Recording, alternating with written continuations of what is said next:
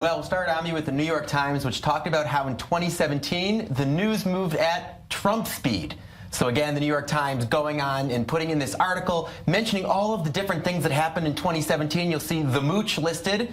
I don't even know if we remember who he was. So much has happened since then. Oh, the Mooch. I know, we do remember him. How could we not? One of the characters of 2017. But the point is, so many things happened, and they happened so quickly that news reporters in the U.S. especially found it so hard to keep up. Yeah. The deluge of news that Donald Trump creates. So again, that's how the New York Times summed up the year. Okay. By the way, a sentiment shared in other parts of the American press too. Dave Barry in the Washington Post had a similar take in 2017. Okay. I love Dave Barry. Did you hear the report? White House aides are now calling a short period of time a mooch.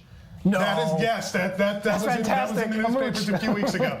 Well, there you go. Way to mooch. Pointing that out. But I should say, I mean, while the American media in particular was obsessed with Trump over the course of the entire year, couldn't keep its eyes off him. We'll get to that in the next block. Some news media in the other parts of the world showed that there were other things going on and more local. Let's take a look at Antigua, an island in the Caribbean Sea, also a smaller island, Barbuda part of the country, blasted by Hurricane Irma.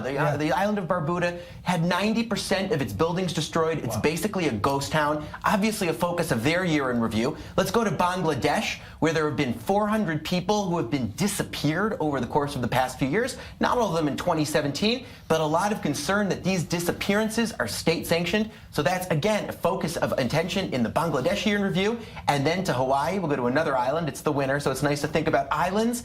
What's the focus in Hawaii? North Korea. And the fact that for all the talk about how North Korea can hit the U.S. mainland, Hawaii is even more in range. They had civil defense drills for the first time since the Cold War just about a month ago. So an issue of particular concern in Hawaii, obviously a concern far beyond Hawaii. But again, that North Korea issue showing, Ami, how in different parts of the world they look at 2017, as you would imagine, in a much more local sense.